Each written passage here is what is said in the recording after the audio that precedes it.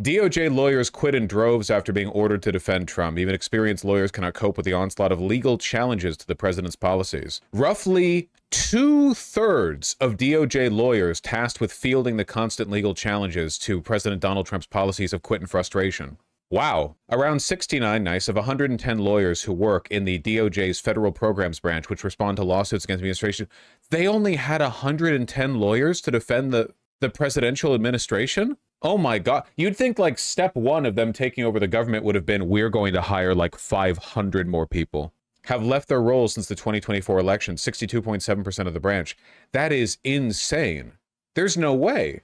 It often takes multiple lawyers just to handle one case. Like, you want a team of lawyers for these cases. These aren't like, these aren't hit and runs, okay? This isn't a fender bender, okay?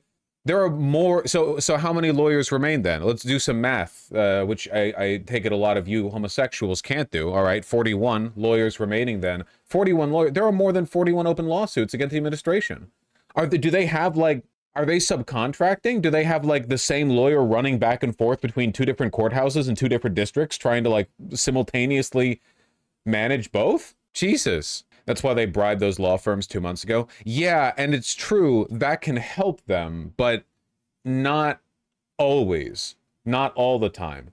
For example, right, oftentimes, especially when it comes to stuff the DOJ is doing with deportations, the DOJ is really unwilling to share information about what exactly it's doing with the people it's torturing and deporting. Do you think they'd be willing to share that information with privately contracted lawyers from law firms that they blackmailed into working for them?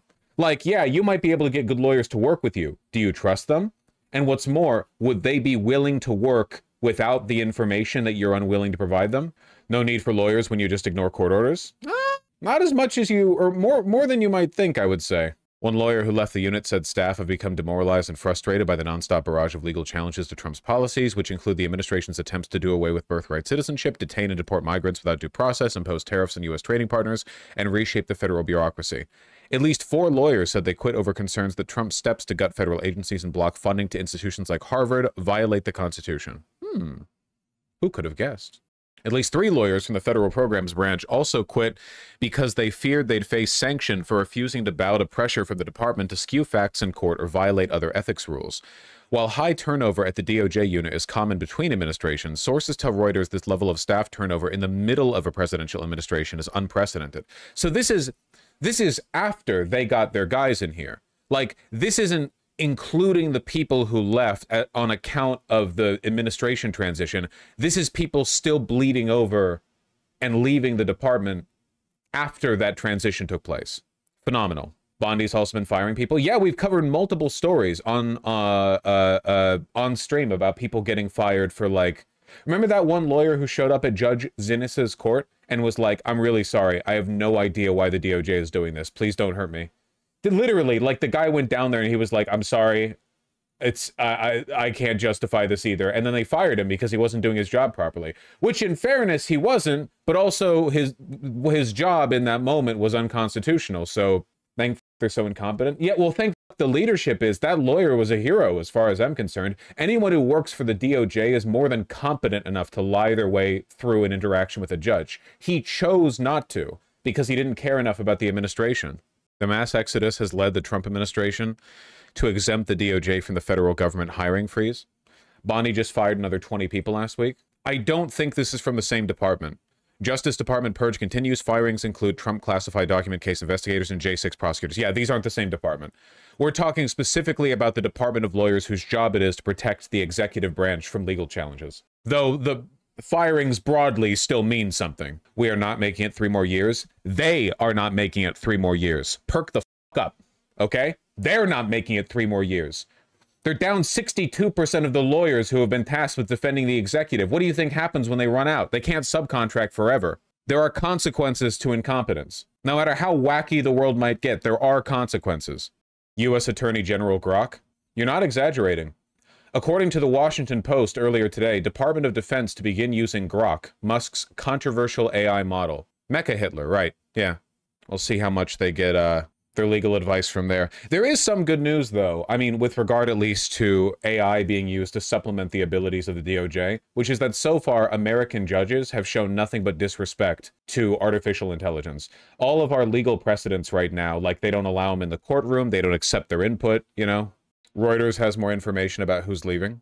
The exits include at least 10 of the Section's 23 supervisors, experienced litigators who in many cases served across presidential administrations, according to 2 of the lawyers. Phew. You know, well, there is some good news, okay?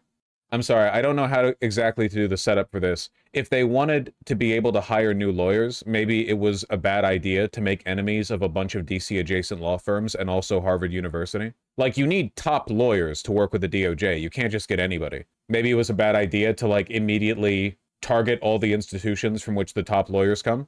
Oh yeah, here we go. Justice Department leadership has also brought in about 15 political appointees to help defend civil cases, an unusually high number. The new attorneys, many of whom have a record defending conservative cases, have been more comfortable pressing legal boundaries. Yeah, there you go. Bringing in the legal Gestapo to supplement the existing. But just because they are willing to take these fights does not mean they're going to be good at it. So far, the administration has been losing basically every court battle they come across. The Supreme Court has been rubber stamping a lot of the shit that they do, but in terms of like the lower courts, the Nazis had their own legal experts as well. Actually, the character of the Nazi class, or I get like class disposition in Germany was very different. A lot of the most ardent Nazi supporters in the Weimar Republic were people who were old enough to remember the Kaiser, who remembered the, you know, pre-World War I glory of the German Empire. To that point, a lot of the aristocratic elite, you know, judges, lawyers, and such, were Nazis. Nowadays, the disposition toward Nazism is, apart from like the Silicon Valley ultra-wealthy, for the most part tied to people being uneducated and poor. But back then, the hardest like base of support was from people who were effectively monarchists, you know? Actually, a lot of the internal opposition against Adolf Hitler in the early years came from people who were, in a way, further to his right. They were ultra-monarchists. They didn't mind having a dictator. They didn't like the fact that Hitler was like a fat little bug man, you know? Like, they thought that if Germany was going to have a Führer, it should be a descendant from the older monarchy. They wanted to bring back the Kaiser.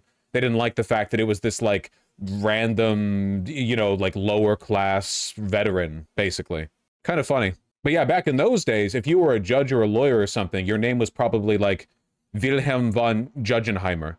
And you've been like in a lineage of judges for the past 1,000 years, you know, going back to before the Holy Roman Empire. So it was, they were like the kind of like a post-industrial revolution landed gentry class that backed Nazism because they thought it was a way to return the nation to its former glory. Weird, right? Anyway, thankfully, the average judge in America is not Wilhelm von Judgenheimer. Pam Bondi threatened disciplinary action against government lawyers who did not vigorously advocate for Trump's agenda. Yeah. The fears grew when Justice Department leadership fired a former supervisor in the Office of Immigrant Litigation, a separate civil division unit, accusing him of failing to forcefully defend the administration's position in the case of Kilmar Abrego. There you go. We talked about that. The supervisor, Erez Riuveni, filed a whistleblower complaint made public last month alleging he faced pressure from administration officials to make unsupported legal arguments and adopt strained interpretations of rulings in 3 immigration cases. It gives you just a little bit of hope, doesn't it? Justice Department officials have publicly disputed the claims, casting him as disgruntled. A senior official, Emil Bove, told a Senate panel he never advised defying courts. If they were really in the endgame scenario, they would not have to publicly say, oh, no, we didn't tell our guys to break the law. Boy, that's an evil-looking son of a bitch. The face always tells, doesn't it? Look at that. He looks like a vampire. He does look like a vampire, yeah, for sure. Well, I mean, he looks Russian, honestly. He does look a bit Lovecraftian, but he looks to me like an oligarch. I mean, he has that, like, dead Slavic gaze, you know? Count Orlok finished law school. Yeah. Give him a shave. This guy's genuinely evil. Oh, I know how Emil Bove is. It's been a while since I've had to look at his face. Declines to rule out third Trump term or denounce Jan 6 rioters in Senate questionnaire. That was just 3 days ago. These are the kinds of political appointees they're bringing in to replace the gaps left in the DOJ. who once served as his personal attorney, faced questions at his confirmation hearing in Congress today about a whistleblower report accusing him of working to defy court orders related to the president's immigration enforcement agenda. Justice correspondent Scott MacFarlane joins me now. Scott, remind us again of who Emile Beauvais is. The person in question. Is it Beauvais? I've been saying a long-time both. defense attorney for Donald Trump before Trump's second term. He also has been a veteran inside the Department of Justice.